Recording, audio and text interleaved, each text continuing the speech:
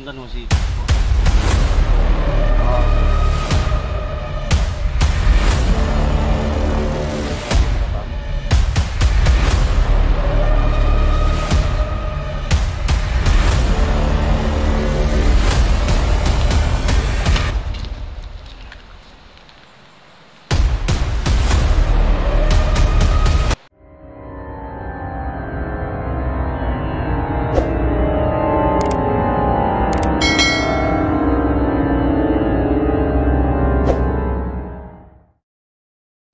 Magandang umaga po sa lahat ng manonood po Luzon, Visayas, Mindanao. Ito naman po tayo, balik explore naman po tayo dito guys sa area. Saan dito po nila dinala si Gus Santa Putipur at saka si Alpha Charles. So ang pakay po natin ngayon dito, bakit nagbalik po tayo dito guys, no? Kasi hahanapin po natin si Jik kasi siya po yung nakakaalam kung saan po dinala si Gus Santa Putipur at saka si Alpha Charles. Kaya tara.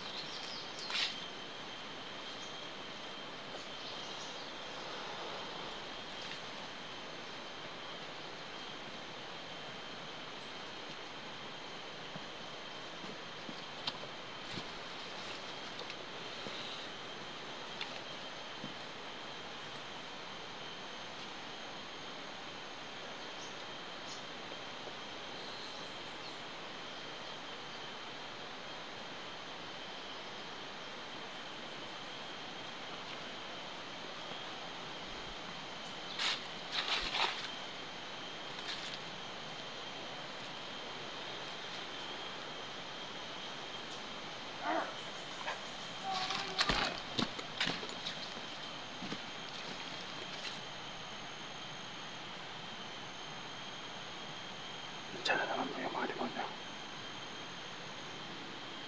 Kalat-kalat sa ikaw na to. Kailangan may maraming tayo.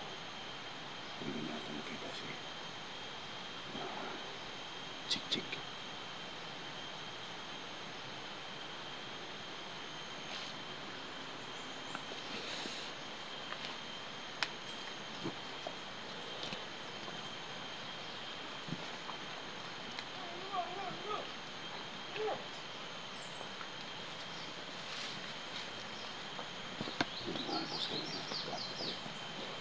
Dahil buhay kayo na yun. So sinsya na po kayo guys na hindi pa po ako nakapunta sa tubig balon po guys, no? Sa may wagang balon, paghingi ng tubig sa balon kay Diwata. Kasi busy po tayo ngayon at dito na lang po tayo namanalagi sa lugar nito. Pero sinantagtunan din natin ang pansin yan at panahon para makapunta po tayo doon, para may panglaban po tayo kay Ayeng. Kasi si Ayeng po talaga sabi nila dito natabla ng bala. Yun nga si Junji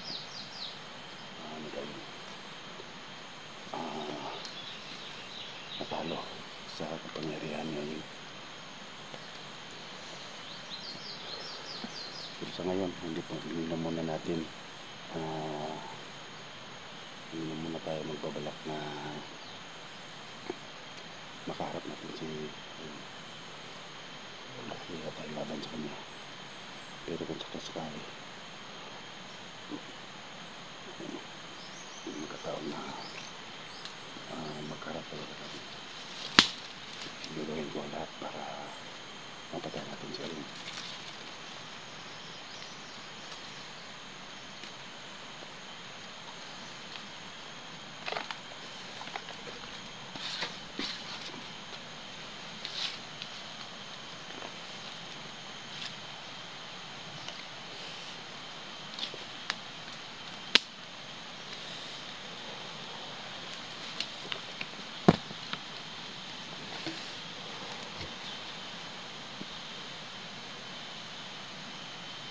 Saan ba yung maingay dito? Hindi Kaya gumagamit ng mga tagulilong agong ito. Kapangyarihan kasi itong mga taong ito. Kaya lang ginagamit nila sa dilim, sa masama. Kapangyarihan ng dilim niya siguro yun. Tagulilong kayo. Tingnan nyo ang gamit ko ngayon.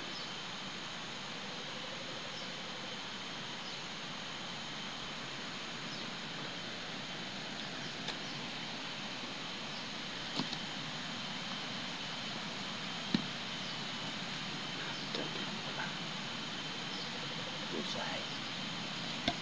Like mo yan.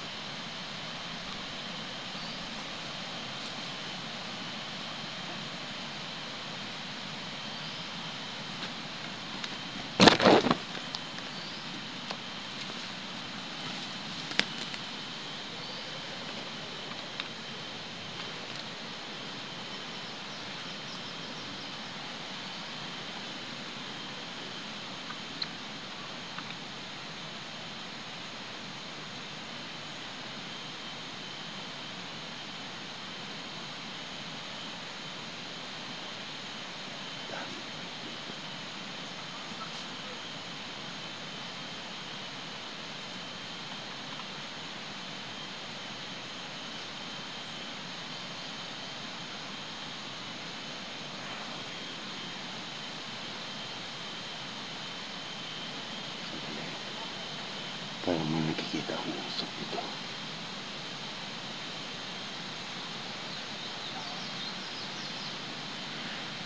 Nagluluto siguro mga bandido. Para may panangliyak ko siya.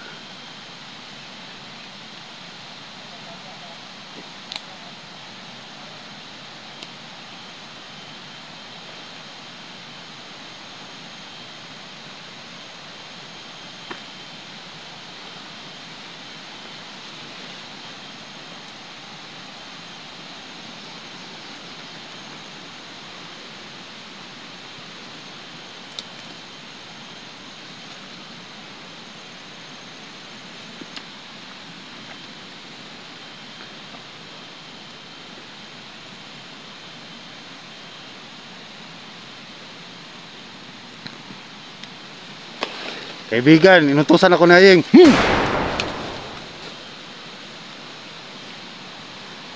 Tanga ka kasi. Inutusan ako na Ing, patayin ka.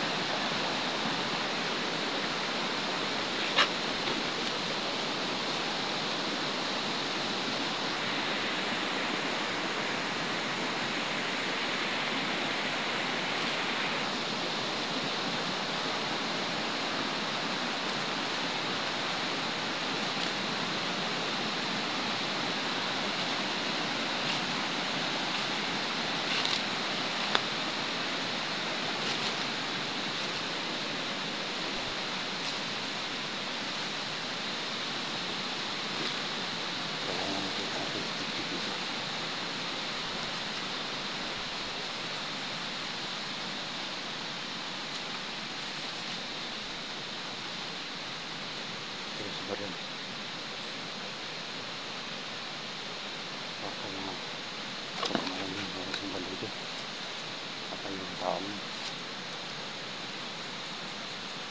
So, kailangan din tayo. So, kada na nagpalok natin dito. Baka siya kayo madali natin. Hirap na.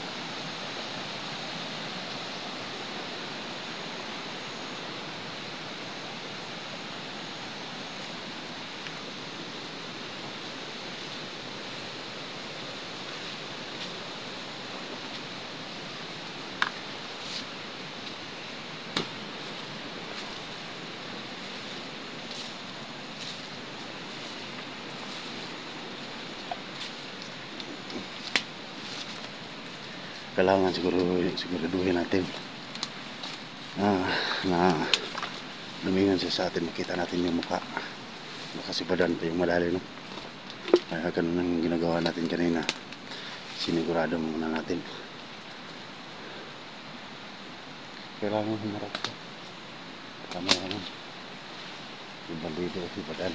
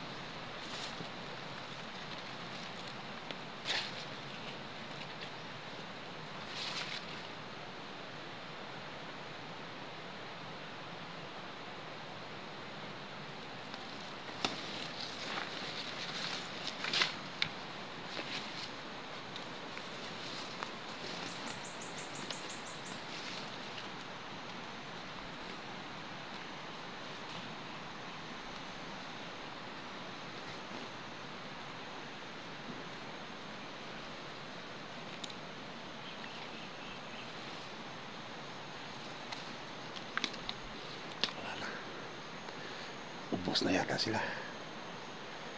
Siguro konti lang ang nagbabanda ng 44 ngayon. Ito pa Albatars. Ito na siguro yung tamang panahon. Kita natin si Chip. Wala na natin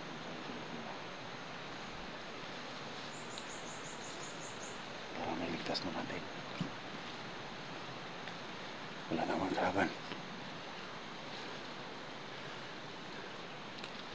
Pero si Haying buhay pa, kaya hindi tayo kampante, guys. Magkumpiyansa dahil buhay pa ang karantado ngayon.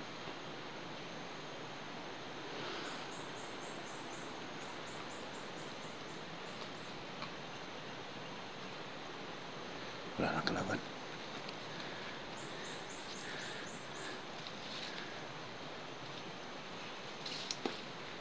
Sayang yung batong ko dati na ginagamit.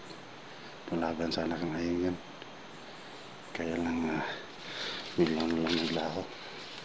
parang wala tayo siguro ay may nagawa siguro kung hindi karapat dapat na gagawin ko yun. Kaya nawala yung bata na makapangyarihan yun. Sinisilawan yun ng mga kalaban. Sisilawan pag pinakita ko yung bata.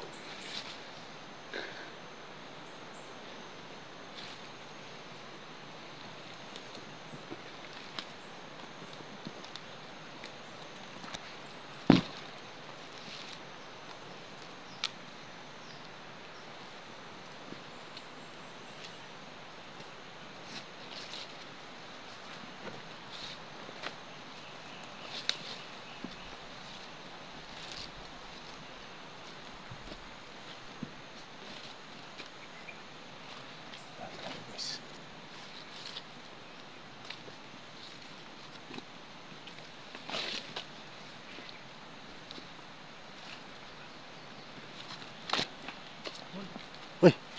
Uy! Bro! Guys, dito pa lang siya. Oh!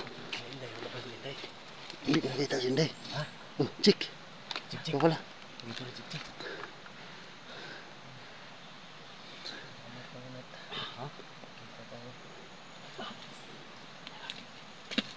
May nakita kong dun, parang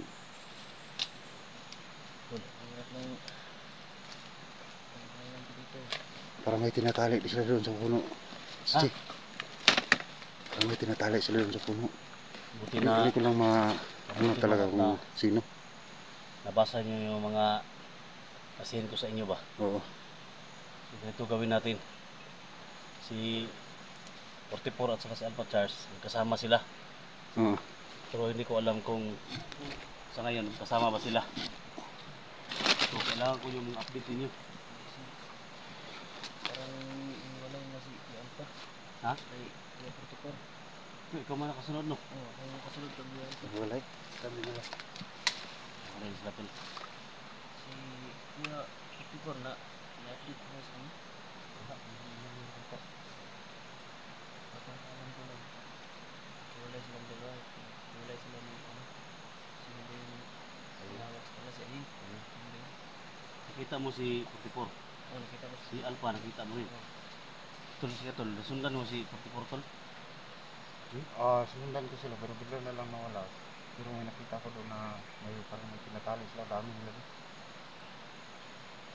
Yung gawin natin. Kaya nga nag-send ako ng location na magkita tayo sa malaking puno. Para bulsa tayo ba? Maligtas natin si Alpha Charles at saka si 44.